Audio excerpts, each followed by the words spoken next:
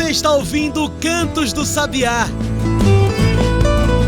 Cantos do Sabiá, o podcast do Centro Sabiá.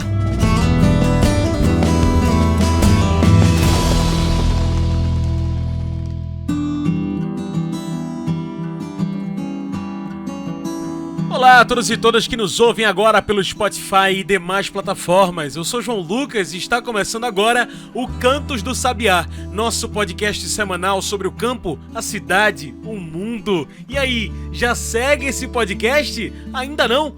Clica aí para seguir e ajude o Cantos do Sabiá a chegar cada vez mais longe, aliás, a chegarmos nos 800 seguidores no Spotify.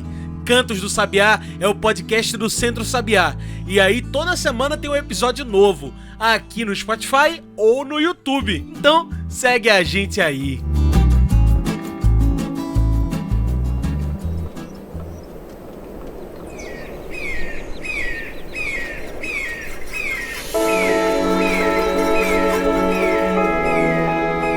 A Caatinga é um bioma único brasileiro. São 850 mil quilômetros quadrados, com florestas e mais florestas, muita vida e muita biodiversidade. Mas hoje, toda essa biodiversidade encontra desafios nunca antes vistos.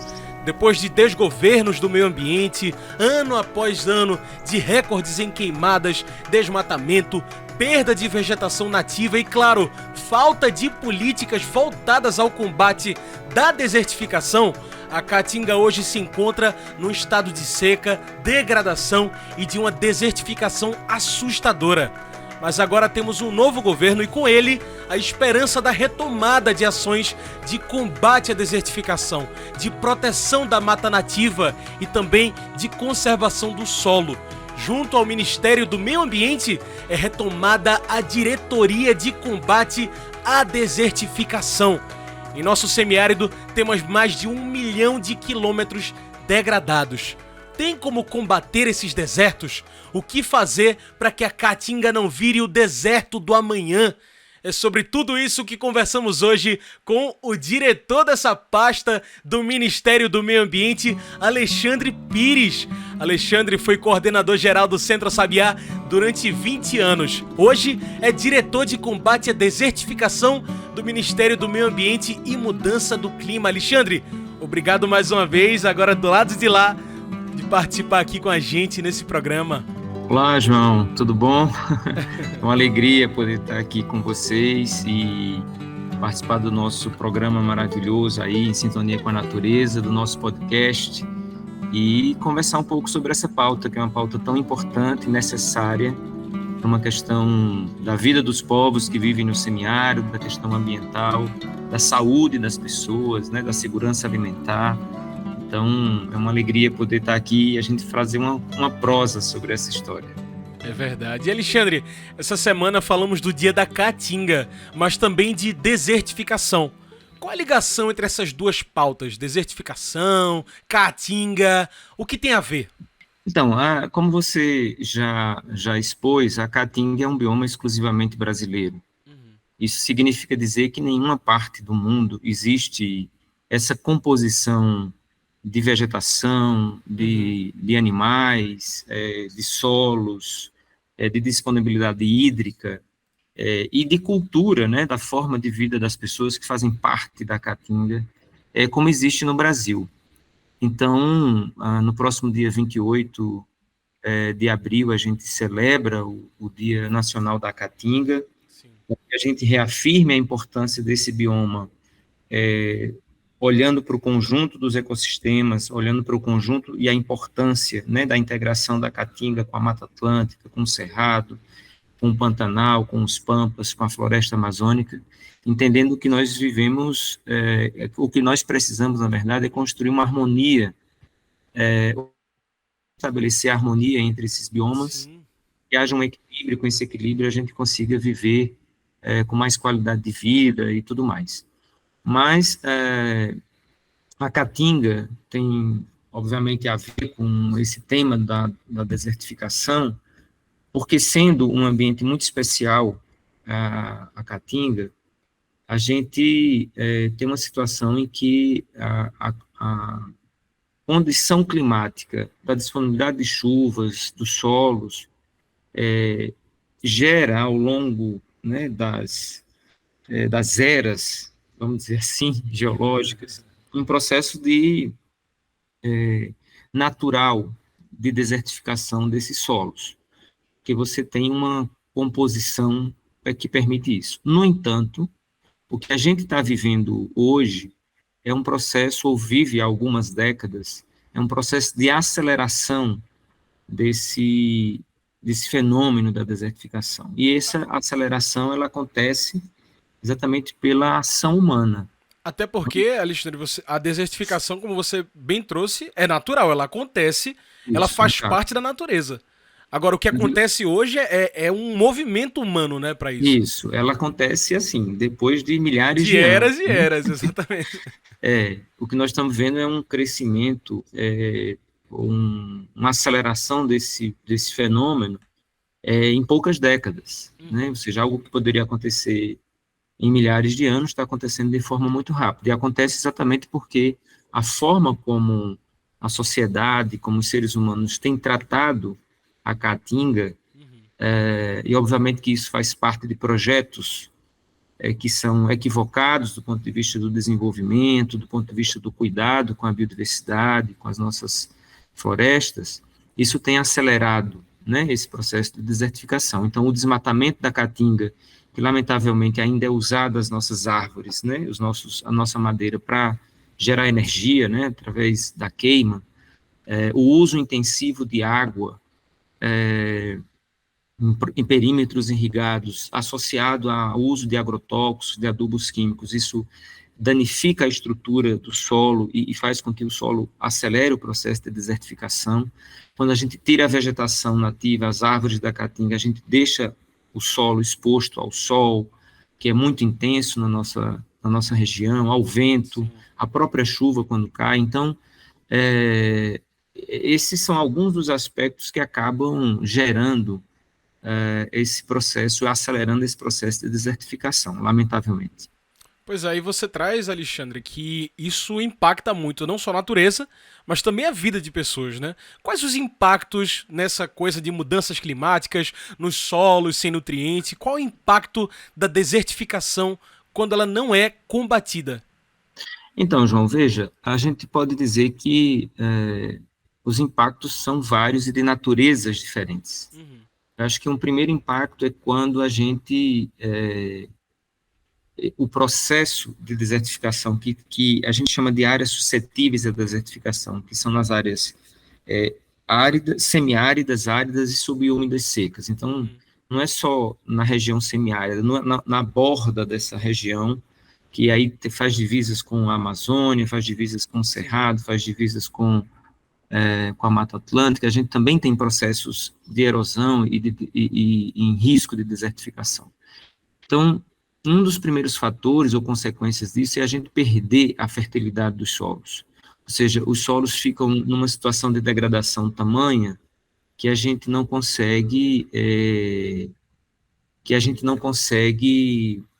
produzir nesse solo. Então, isso acaba afetando, obviamente, a atividade produtiva. E quem é afetado de forma direta por esse fenômeno é a agricultura familiar camponesa, são as comunidades tradicionais, quilombolas, indígenas.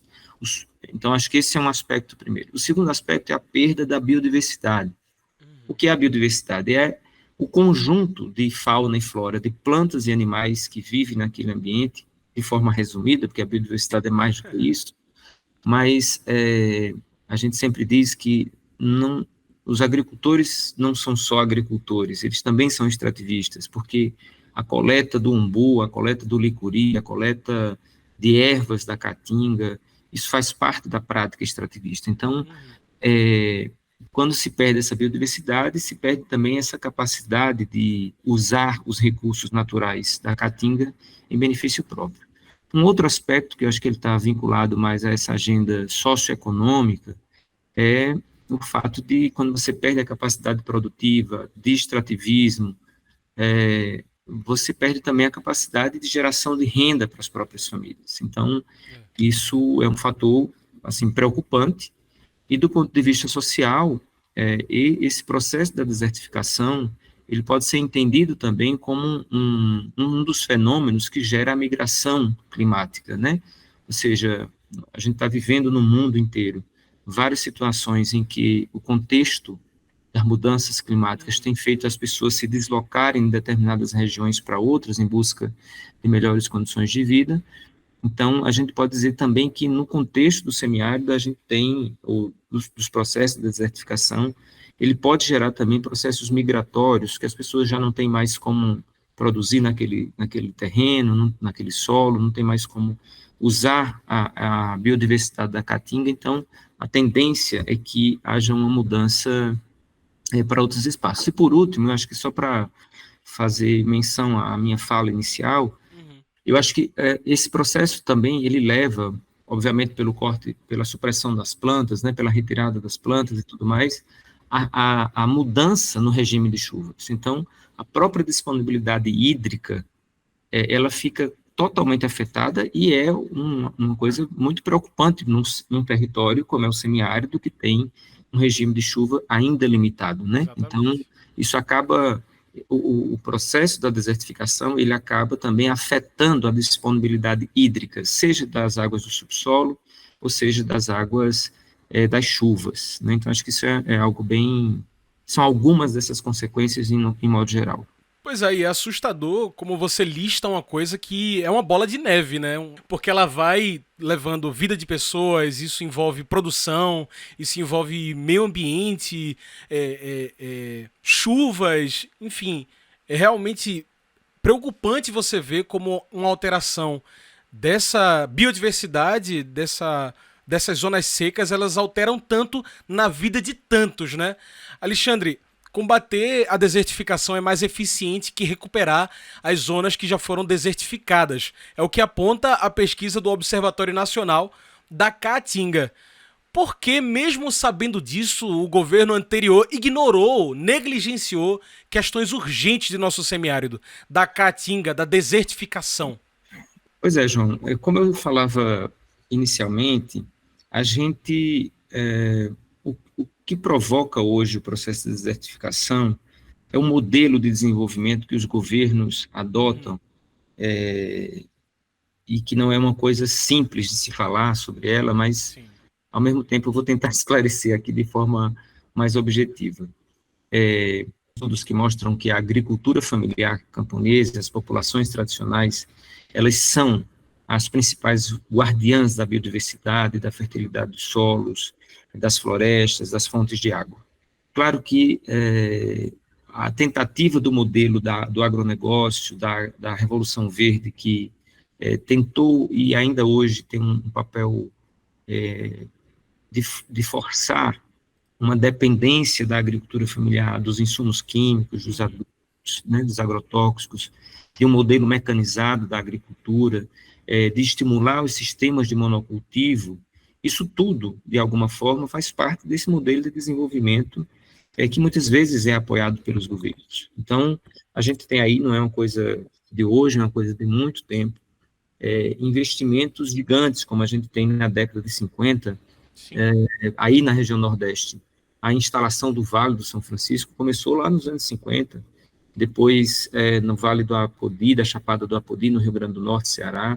Então, esses grandes projetos de desenvolvimento, que eram projetos vinculados a essa agenda da produção irrigada em grande escala, com o uso intensivo de adubos, de inseticidas, de agrotóxicos, e sempre em sistemas de monocultivo, isso tudo vai degradando os solos e, ao mesmo tempo, você tem também um processo de invisibilizar as práticas da agricultura camponesa, da forma de vida dos povos indígenas e da forma de gestão e manejo da biodiversidade dos povos tradicionais de um modo geral. Então, o que a gente conseguiu em um determinado período do tempo, e principalmente nos governos do presidente Lula e da presidente Dilma, foi que a gente retomasse um conjunto de políticas públicas e instrumentos de gestão ambiental que pudesse gerar um certo mecanismos de ir freando esse modelo de desenvolvimento e criando outras formas de valorizar a agricultura camponesa e as formas mais sustentáveis de manejo da nossa biodiversidade, do nosso solo, da nossa água. O que aconteceu no governo passado é uma negação, e aí todos nós acompanhamos pelos meios de comunicação, foi uma desconstrução desses mecanismos, uma desconstrução das políticas, redução dos investimentos,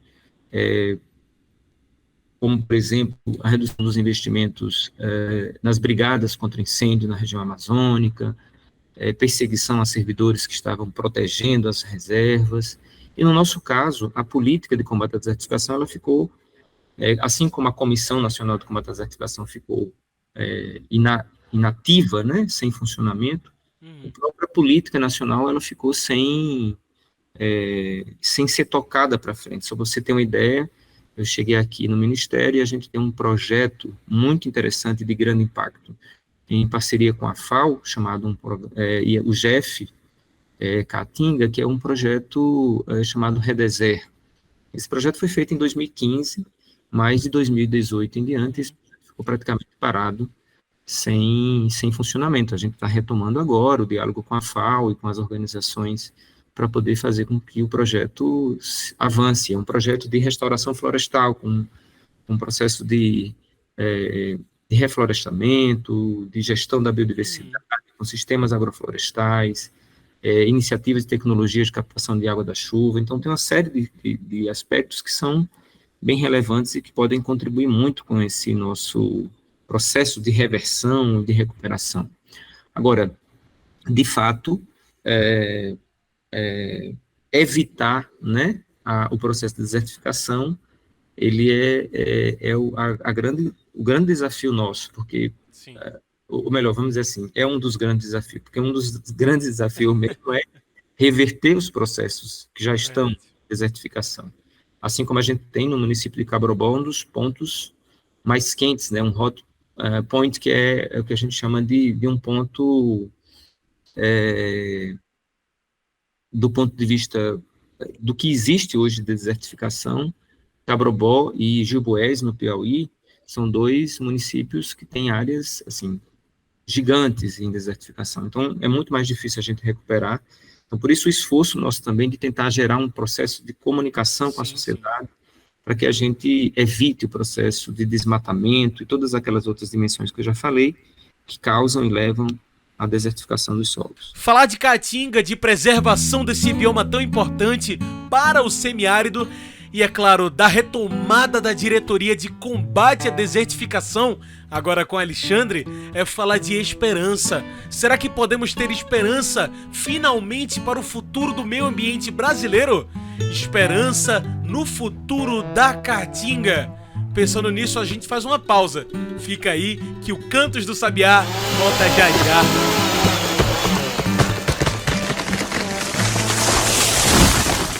Cada árvore conta. Cada planta faz a diferença. A lenha não vale o preço da morte. Mais do que preservar o que ainda está de pé na Caatinga, a gente precisa recuperar o que já se perdeu. Derrubar árvores sem reflorestar é o acelerador do aquecimento global. Não tem para onde correr. Se desmatar, o clima vai piorar. As agroflorestas ajudam na regeneração do solo e do clima. Salve a floresta do semiárido. Salve a Caatinga. Uma campanha do Centro Sabiá contra o desmatamento. Saiba mais em www.centrosabiá.org.br.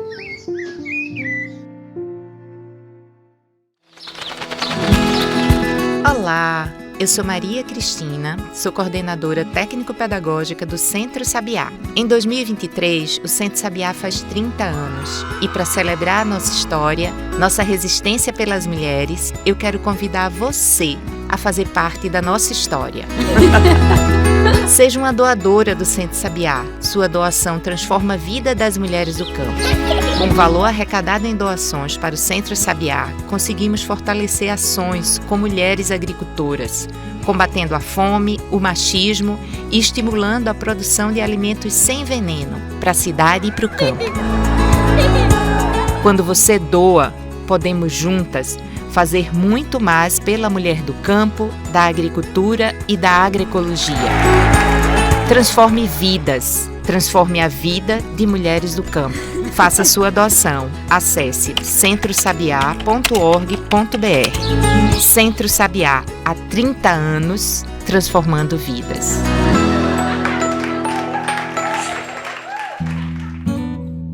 E já estamos de volta, a gente segue aqui conversando com Alexandre Pires, hoje falando sobre a Caatinga, o combate aos desertos do amanhã e a volta da Diretoria de Combate à Desertificação, agora na direção de Alexandre Henrique Pires.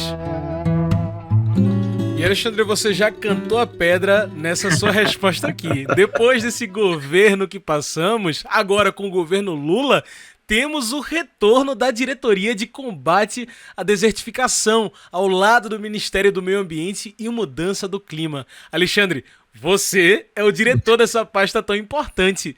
Quais os objetivos dessa diretoria? O que muda? E parabéns pela nomeação. Então, João, primeiro, obrigado pelos parabéns, e segundo é dizer o seguinte: eu quero só fazer uma breve referência, porque a gente sempre fala do Departamento de Combate à Desertificação, do Ministério do Meio Ambiente, mas é muito importante a gente dizer que esse departamento ele está localizado na Secretaria Nacional de Povos e Comunidades Tradicionais e Desenvolvimento Rural Sustentável.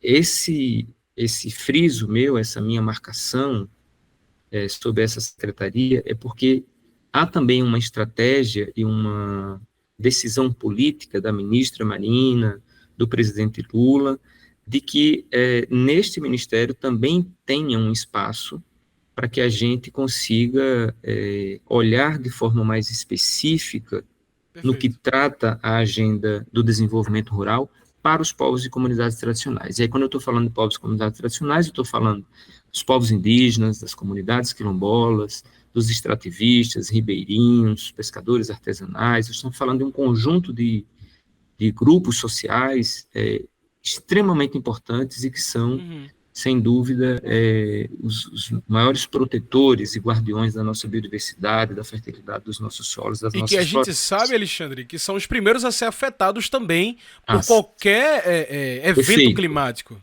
Também. Exatamente. Então, esse é o desafio. Bom, dito isso,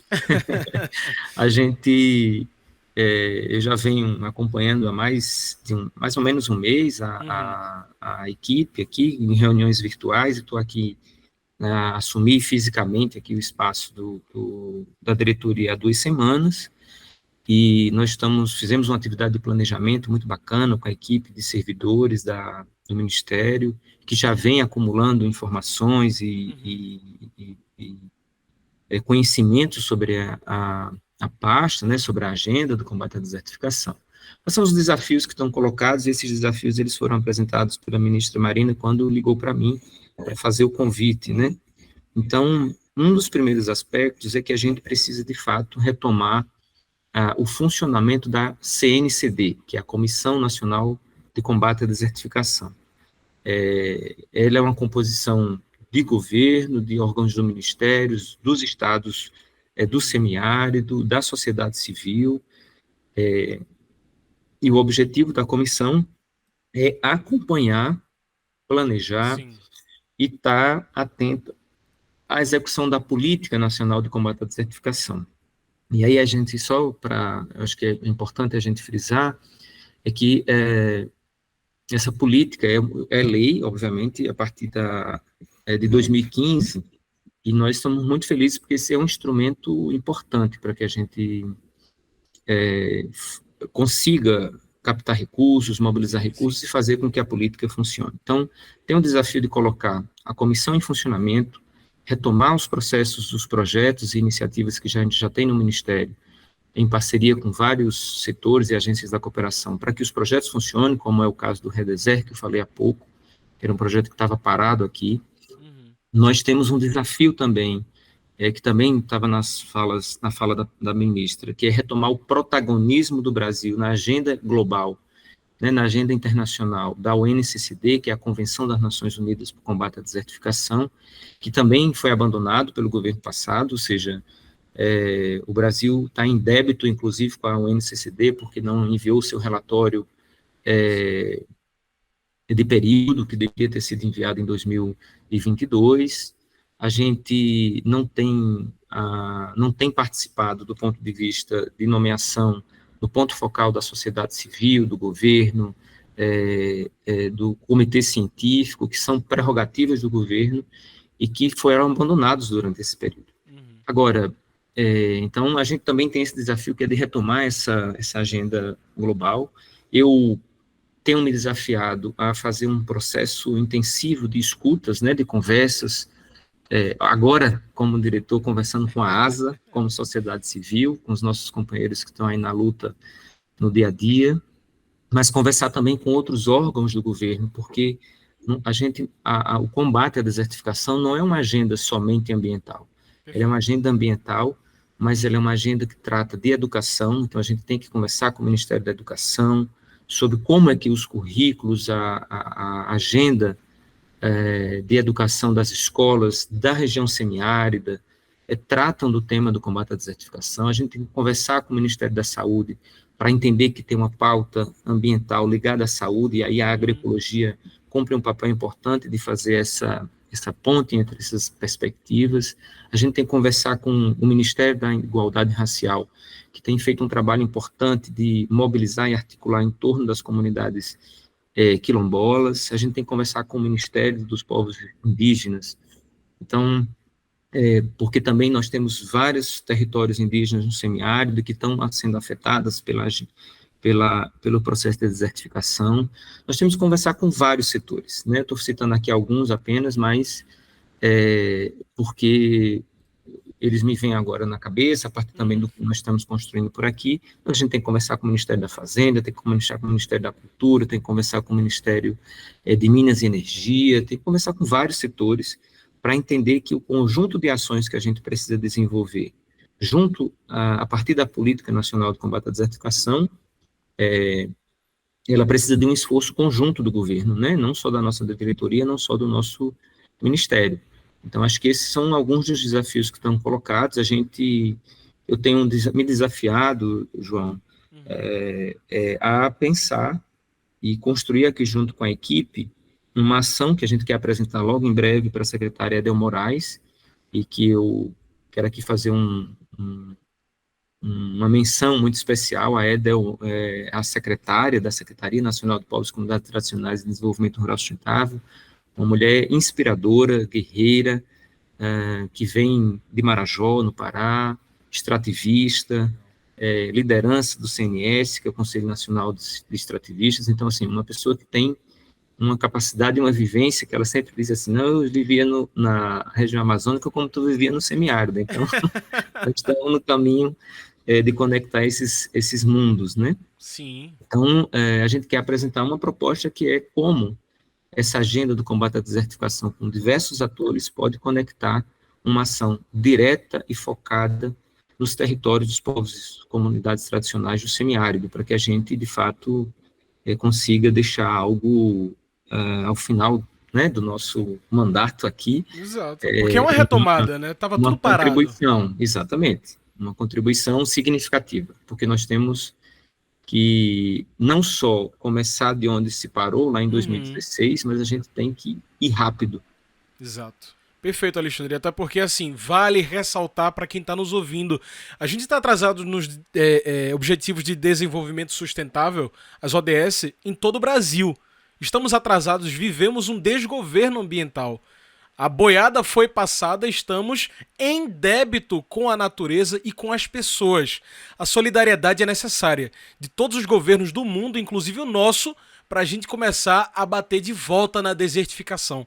Gessé Souza, autor, sociólogo, fala que a solidariedade com as árvores é centenas de vezes maior do que com as dezenas de milhões de vidas e chances de futuro perdida. Alexandre, pensando nisso, pensando em esperança, eu te pergunto, mesmo com um cenário tão difícil, tão árido, tão seco, Dá para acreditar numa retomada de políticas de desenvolvimento sustentável no Brasil? João, eu vou dizer duas coisas sobre isso. Uma, inclusive, eu falei ontem. Eu acho que falei para alguns colegas aqui no Ministério que para quem nasceu no sertão, no semiárido, que em algum momento na infância carregou lata d'água nos ombros, num galão, e só quem sabe o que é isso é quem é de lá, que deixou a família, migrou para capital, para um outro mundo e viveu um pouco da trajetória que eu vivi. Esse momento que a gente está é um momento de muita esperança. Então, confesso e tenho dito para várias pessoas assim que sou muito empolgado com essa possibilidade da oportunidade que a gente está tendo de ter um governo que é um governo comprometido com o povo, né? Um governo que é comprometido com a agenda social, ambiental e econômica, sobretudo para as populações mais pobres. Então, dá para ter esperança, dá para alimentar a esperança e dá para partilhar essa esperança com outras pessoas. É um pouco desse sentido que eu trago isso aqui. O segundo aspecto é porque eu acho também que a gente está tendo uma composição de pessoas na direção, nas várias instâncias do governo, a exemplo da ministra Marina Silva, da Edel aqui na Secretaria de Povos e Comunidades Tradicionais, que são pessoas comprometidas com o bem comum, né? Comprometidas com a construção de uma sociedade onde seja boa para todo mundo. E aí a segunda coisa que eu ia dizer, assim, quando vejo os mapas que as pessoas me apresentam, os processos de desertificação, eu tenho me desafiado a dizer assim, os mapas parecem coisas muito frias, porque só se vê mapas de solos. Você vê as coisas, né? O meio ambiente. E aí eu tenho dito assim, onde é que estão as pessoas nesses mapas? Né? Ou seja, a gente tem um desafio aqui, que é um desafio de enxergar os invisíveis dentro desse território do semiárido em processo de desertificação. Que eu acho que eu trago isso da agenda da convivência com o semiárido, da agenda da agroecologia, que eu aprendi no Centro Sabiá, que aprendi na ASA, quando a ASA propõe o programa 1 milhão de cisternas, exatamente numa perspectiva de dar visibilidade àqueles e àquelas invisíveis. Então, eu acho que eu trago isso numa perspectiva de que a gente possa construir uma boa iniciativa, um bom programa de combate à desertificação a partir da política, da participação social, fortalecendo a democracia como algo importante e fundamental para que a gente avance nessa agenda socioambiental. Então, vamos ter esperança e vamos partilhar a esperança. Perfeito. Inclusive, assim, temos 22 milhões de habitantes em nosso semiárido, né? 22 milhões que viveram em abandono. Que mensagem você deixa para quem nos ouve, quem viveu essa mesma realidade que você narra, da falta d'água, da lata na cabeça, de desertificação?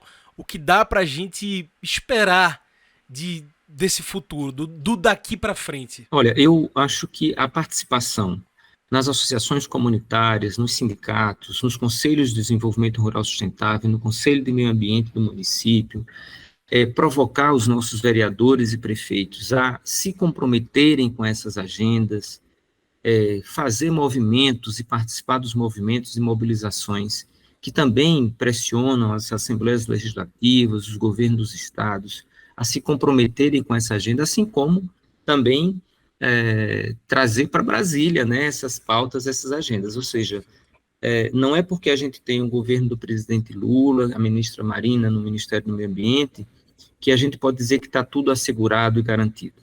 Eu, mesmo estando neste lugar de governo, eu entendo que o processo de articulação, de mobilização, de participação social e de cobrança dos governos é um instrumento fundamental para que as coisas funcionem, para que as políticas avancem, para que a gente consiga avançar naquilo que a gente deseja de um mundo mais justo, de um mundo melhor para as pessoas, né? Então, garantir que esse processo de articulação e de mobilização é muito importante. Ao mesmo tempo, eu diria como um recado que é o que se puder fazer, cada um individualmente, nós vamos em breve, e se cada um vai fazendo individualmente, em breve a gente consegue ter uma ação coletiva muito potente, né? Então, se organizar na associação comunitária para pensar como preservar a nascente do rio, do riacho, preservar as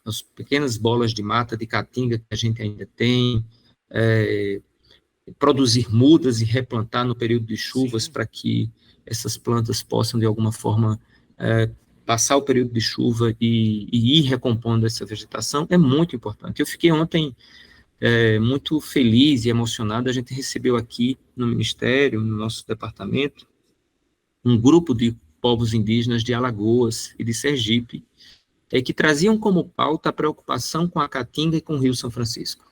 Cara, que legal. Isso me deixou super emocionado, porque isso mostra o quanto, e eles relatavam o quanto eles têm perdido da sua cultura, o quanto eles têm perdido dos seus modos de vida, porque já as plantas, primeiro porque não têm seus territórios demarcados, Sim. Segundo porque as plantas, as árvores sagradas, dos seus rituais ou das suas práticas econômicas e de alimentação, estão ficando cada vez mais escassas, porque elas estão principalmente nas propriedades privadas, né, dos arrendatários e tudo mais, e eles não têm mais acesso a esses recursos, a esses bens que são essas plantas. Então, é isso. Mas, ao mesmo tempo, um dos indígenas me falava de uma iniciativa que um grupo teve de recuperar nascentes numa serra onde fica o território deles. Então, isso mostra também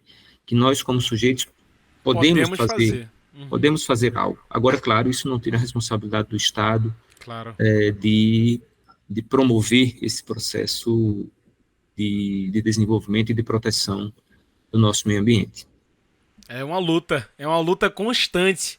Chico Science, Nação Zumbi, um passo à frente, você não está no mesmo lugar. É isso. Muito bem, como a nossa conversa está chegando ao fim, eu trago o nosso quadro especial do podcast, o Mete o Bico. Mete o Bico, você já sabe, Alexandre, já gravou uns 4, 5. É esse quadro onde o convidado traz seus pontos finais e mete o bico na questão. Bora lá? Alexandre, como você vê a nossa caatinga no futuro, se a gente começa agora a fazer a diferença contra a desertificação? Mete o bico. A caatinga é uma grande produtora de água. É esse o nome de uma cartilha que o Centro Sabiá, junto com a Universidade Federal Rural de Pernambuco, lá da UASH, em Serra Talhada, a Diocese de Afogados da Engrazeira, o Grupo Fé e Política, produziram e distribuíram para mostrar para as escolas da região do Pajeú a importância da caatinga como produtora de água. Então, eu fico imaginando que se a gente consegue uma grande composição de esforços da sociedade civil, do governo federal, do governo estadual, dos governos estaduais, dos governos municipais, a gente consegue recuperar, resgatar esse tão importante e precioso bioma, tão importante e precioso recurso para a nossa biosfera, para essa conexão com a natureza e dos nossos bens comuns, do nosso modo de vida dos povos tradicionais, que é a caatinga. Então, o Mete o Bico é assim: vamos participar, vamos arregaçar manga e vamos fazer, porque a gente só consegue se a gente estiver junto.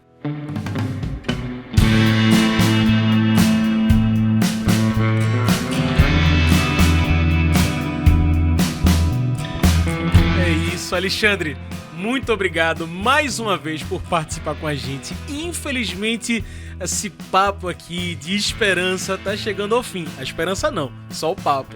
Tem alguma mensagem que você quer deixar, uma consideração final? Não, então, eu quero dizer para vocês que eu estou aqui à disposição.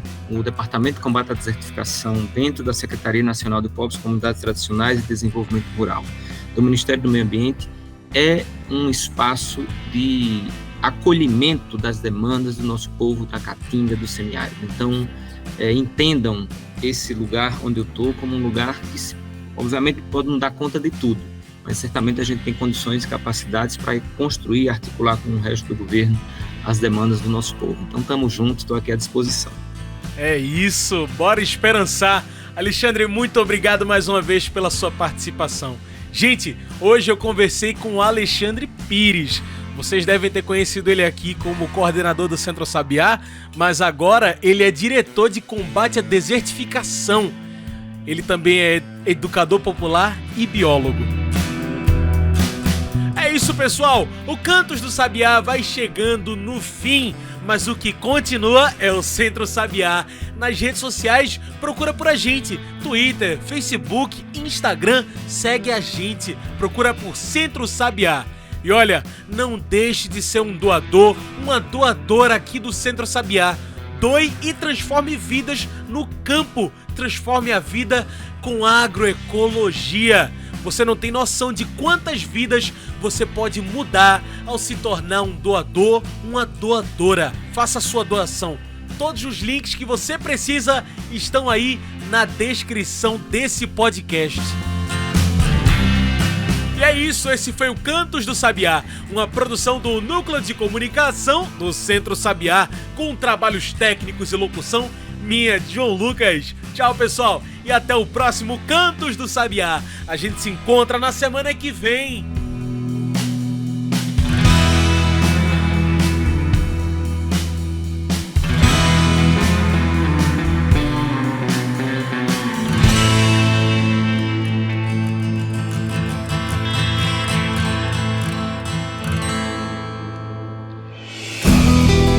Você ouviu Cantos do Sabiá. Cantos do Sabiá, o podcast do Centro Sabiá.